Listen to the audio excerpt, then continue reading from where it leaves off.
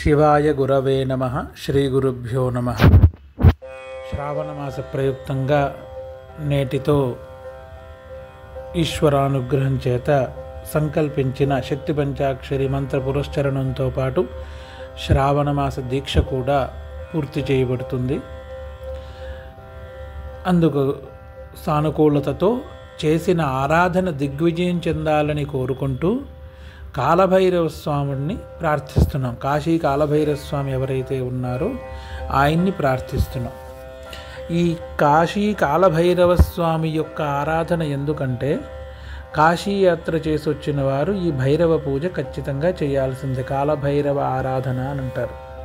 అలాగే ఏ అమ్మవారి యొక్క ఆరాధన, చండీ పారాయణ, దుర్గా హోమము ఇత్యాది ఏ పారాయణ చేసినా సరే భైరవుడి ఆరాధన ఖచ్చితంగా చేయాలి.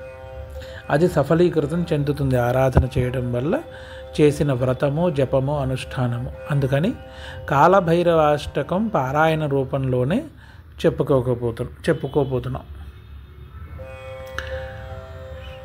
శివాయ గురవే నమః. దేవరాజ సేవ్యమాన పావనాంఘ్రి పంకజం వ్యాలయజ్ఞసూత్రమిందుశేఖరం కృపాకరం నారదాది యోగి బృందవందితం దిగంబరం కాశికాపురాధినాథ కాలభైరవం భజే. భానుకోటిభాస్వరం భవాబ్ధితారకం పరం నీలకంఠమిప్సితార్థదాయకం త్రిలోచనం కాలకాలమంబుజాక్షమక్షశూలమక్షరం కాశికాపురాధినాథ కాలభైరవం భజే. శూలటంకపాశదండపాణిమాదికారణం శ్యామకాయమాదిదేవమక్షరం నిరామయం భీమవిక్రమం ప్రభుం విచిత్రతాండవప్రియం కాశికాపురాధినాథ కాలభైరవం భజే. భుక్తిముక్తిదాయకం ప్రశస్తచారు విగ్రహం భక్తవత్సలం స్థిరం సమస్తలోక విగ్రహం నిక్వనన్మనోజ్ఞహేమకింకినీలసత్కటిం కాశికాపురాధినాథ కాలభైరవం భజే. ధర్మసేతుపాలకం త్వధర్మమార్గనాశకం కర్మపాశమోచకం సుశర్మదాయకం విభుం స్వర్ణవర్ణకేశపాశోభితాంగనిర్మలం కాశికాపురాధినాథ కాలభైరవం భజే. రత్నపాదుకా ప్రభాభిరామపాదయుగ్మకం నిత్యమద్వితీయమిష్టదైవతం నిరంజనం మృత్యుదర్పనాశనం करालदंष्ट्रभूषणं కాశికాపురాధినాథ కాలభైరవం భజే. అట్టహాసభిన్నపద్మజాండకోశసంతతిం దృష్టిపాతనష్టపాపజాలముగ్రశాసనం అష్టసిద్ధిదాయకం కపాలమాలికాధరం కాశికాపురాధినాథ కాలభైరవం భజే. భూతసంఘనాయకం విశాలకీర్తిదాయకం కాశీవాసి లోకపుణ్యపాపశోధకం విభుం నీతిమార్గకోవిదం పురాతనం జగత్పతిం కాశికాపురాధినాథ కాలభైరవం భజే. కాలభైరవాష్టకం పఠంతి ఏ మనోహరం జ్ఞానముక్తిసాధకం విచిత్రపుణ్యవర్ధనం శోకమోహదైన్యలోభకోపతాపనాశనం తే ప్రయాంతి కాలభైరవాంఘ్రిసన్నిధిం ధ్రువం. ఇది శ్రీమచ్చంకరాచార్య విరచిత కాలభైరవాష్టకం. ఈ కాలభైరవాష్టకంలో 8 శ్లోకాలు ఉంటాయి. ప్రతి శ్లోకానికి ఒక శక్తి. ఎందుకంటే ఈశ్వరుడి యొక్క అంశ కాలభైరవుడు స్వయంగా ఈశ్వరుడే, ఈశ్వర సమానము అని అర్థం. దాంట్లో శంకరాచార్యుల వారు స్వయం ఈశ్వరుడు, శివుడే వచ్చి శివుడి యొక్క అంశ అయిన శివరూపాన్ని పొగుడుతూ పాడినది. మొదటి శ్లోకం దేవరాజ సేవ్యమాన పావనాంఘ్రి పంకజం వ్యాలయజ్ఞసూత్రమిందుశేఖరం కృపాకరం నారదాది యోగి బృందవందితం దిగంబరం కాశికాపురాధినాథ కాలభైరవం భజే. దేవరాజ సేవ్యమానం అంటే దేవతల యొక్క రాజు, ఇంద్రుడిచే పూజించబడ్డ, సేవింపబడ్డ పావనాంఘ్రి పంకజం, పావనమైన పాదపద్మములు గల వ్యాల యజ్ఞ సూత్రమిందు శేఖరం కృపాకరం వ్యాల యజ్ఞసూత్రం అంటే యజ్ఞోపవీతం ధరించిన ఇందుశేఖరుడు అంటే చంద్రుడు ద్వితీయ నాటి చంద్రుడు ఎలా అయితే కనిపిస్తాడో ఆ చంద్రుడిని తల మీద ధరించిన నారదాది యోగి బృందవందితం, నారదాది ఎంతమంది యోగులు ఉన్నారో వీరందరిచే పూజింపబడ్డ దిగంబరుడైన కాశికాపురాధినాథ కాలభైరవం భజే. కాశీపురాధీశ్వరుడైన, కాశీపురానికి అధినాయకుడైన నాథుడైన కాలభైరవుడికి నేను నమస్కరిస్తున్నాను. 2వ శ్లోకం భానుకోటి భాస్వరం భవాబ్ధితారకం పరం నీలకంఠమిప్సితార్థదాయకం త్రిలోచనం కాలకాలమంబుజాక్షమక్షశూలమక్షరం కాశికాపురాధినాథ కాలభైరవం భజే. అంటే భానుకోటి భాస్వరం, ఒక కోటి సూర్యుల యొక్క వెలుతురు ఎలా ఉంటుందో అలా భాసిల్లుతున్నట్ట. భవాబ్ధి తారకం పరం, భవాబ్ధి అంటే సముద్రము, భవసాగరము అని అంటాం కదా, దాన్ని తరింపచేయువాడు, దాటించువాడు అని. అటువంటి పడవ నీలకంఠం ఇప్సితార్థదాయకం. నీలకంఠుడు అంటే శివుడి యొక్క ఇప్సితార్థం, ఈ ఇచ్చ కొరకై ఈశ్వరుడి యొక్క కార్యార్థి అయి కనిపించిన త్రిలోచనుడు, 3 కళ్ళతో ఆవిర్భవించిన కాలకాలమంబుజాక్ష మక్షశూలమక్షరం, కాలానికే కాలయముడు లాంటివాడు. అటువంటి ఆయన అక్షశూలమక్షరం, అక్ష అంటే రుద్రాక్షమాల ధరించిన, శూలము ఇత్యాది ఆయుధాలతో కూడిన కాశికాపురాధినాథుడైన కాలభైరవుడిని నేను భజిస్తున్నాను. 3వ శ్లోకం శూలటంక పాశదండ పాణిమాదికారిణం శ్యామకాయమాదిదేవమక్షరం నిరామయం భీమ విక్రమం ప్రభుం విచిత్రతాండవ ప్రియం కాశికాపురాధినాథ కాలభైరవం భజే. విశేషమైన అలంకరణలతో కూడిన దండపాణి అని కూడా ఆయన్ని పిలుస్తారు. అలాంటి ఆయన శ్యామకాయ నల్లటి రూపంతో యమాదిదేవమక్షరం, యముడితో సహా అందరూ ప్రార్థింపబడ్డ, యముడి చేత కూడా పూజింపబడ్డ భీమ విక్రమం, భీముడు అనే పదానికి అర్థం విష్ణుమూర్తికి కూడా వర్తిస్తుంది, శివుడికి కూడా వర్తిస్తుంది. అంటే ఆయన ఆదేశం లేనిదే ఏది ప్రపంచంలో జరగదు అని ఎవరినైతే అంటారో, ఆయన వద్దంటే ఆగిపోయేంత శక్తి ఎవరి దగ్గర అయితే ఉంటుందో ఆయన్ని భీముడు అని అంటారు. అందుకని భీమ విక్రమం ప్రభుం విచిత్ర తాండవ ప్రియం, విచిత్రమైన తాండవం చేస్తాట. ఎందుకంటే కాలభైరవుడు కదా, భైరవుడు అంతే, విచిత్ర తాండవం. మనం చాలాసార్లు రోడ్ల మీద భైరవులను చూస్తూ ఉంటాం. ఒక్కొక్కసారి ఆనందం వచ్చినప్పుడు వాళ్ళు చేసే తాండవం, డాన్సింగ్ చాలా విడివిడిగా ఉంటుంది, నృత్యం అంతా. అలా విచిత్రమైన తాండవం చేస్తూ ఉంటాడట. అలా తాండవం చేయడం ఆయనకి చాలా ప్రీతిట. అటువంటి కాశికాపురాధినాథుడైన కాలభైరవుని నేను భజిస్తున్నాను. భుక్తిముక్తిదాయకం ప్రశస్తచారు విగ్రహం భక్తవత్సలం స్థిరం సమస్తలోక విగ్రహం నిక్వనన్ మనోజ్ఞ హేమ కింకినీల సత్కటిం కాశికాపురాధినాథ కాలభైరవం భజే. భుక్తిని ముక్తిని ప్రసాదించువాడు, ప్రశస్తమైన చారు విగ్రహం, మంచి సుందరమైన విగ్రహ రూపంలో ఉన్న భక్తవత్సలుడైన, సమస్త లోకాలని అనుగ్రహింపగల కాశికాపురాధినాథుణ్ణి నేను ప్రార్థిస్తున్నాను. అలాగే 5వ శ్లోకం ధర్మసేతుపాలకం త్వధర్మ మార్గనాశకం కర్మపాశమోచకం సుశర్మదాయకం విభుం స్వర్ణవర్ణకేశపాశోభితాంగ నిర్మలం కాశికాపురాధినాథ కాలభైరవం భజే.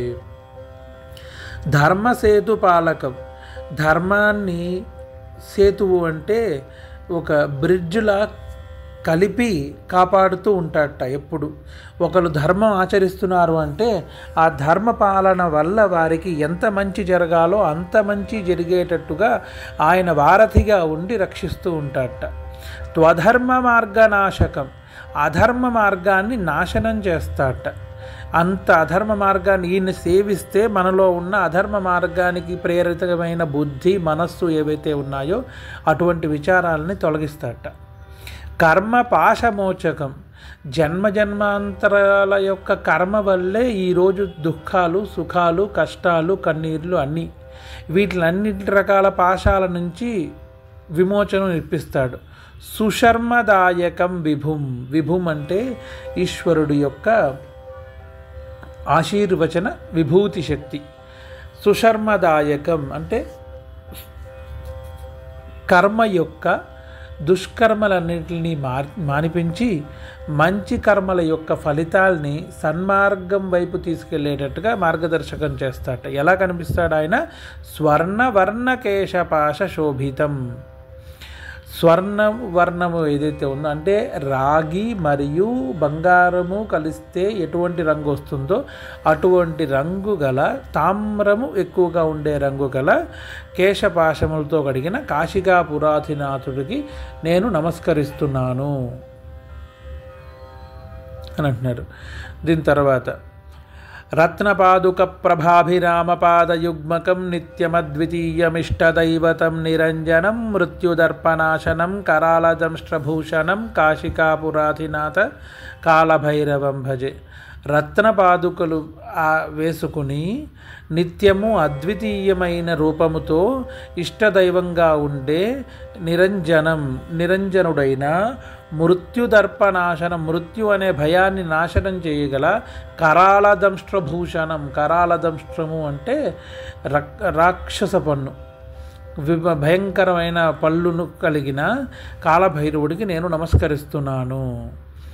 అట్టహాస భిన్న పద్మ జాండకోశ సంతతిం దృష్టిపాత నష్టపాప జాలముగ్రశాసనం అష్టసిద్ధిదాయకం కపాలమాలికాధరం కాశికాపురాధినాథ కాలభైరవం భజే.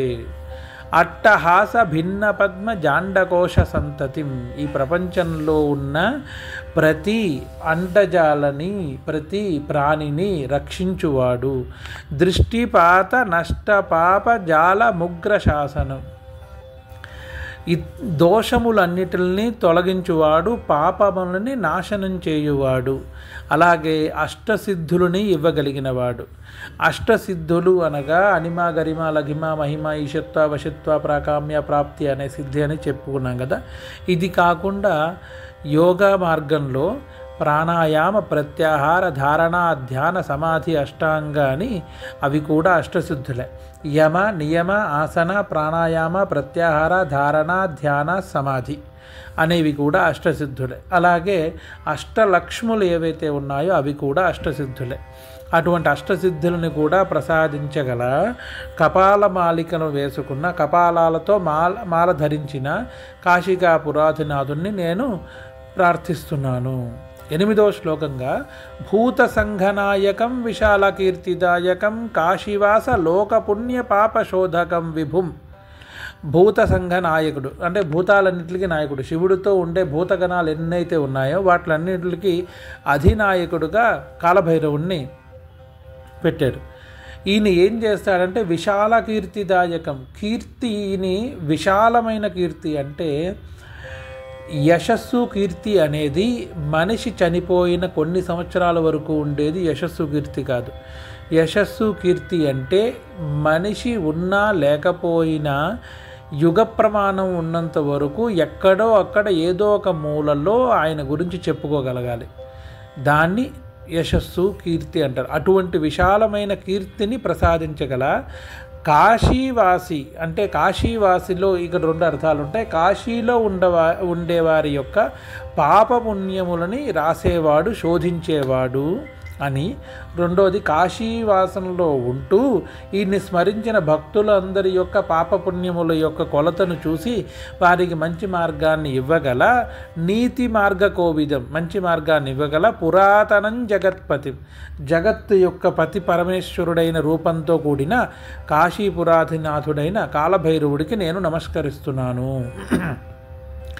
కాలభైరవాష్టకం పఠంతియే మనోహరం. ఈ కాలభైరవాష్టకాన్ని ఎవరు చదివినా మనోహరంగా చదవాలి అని చెప్పారు.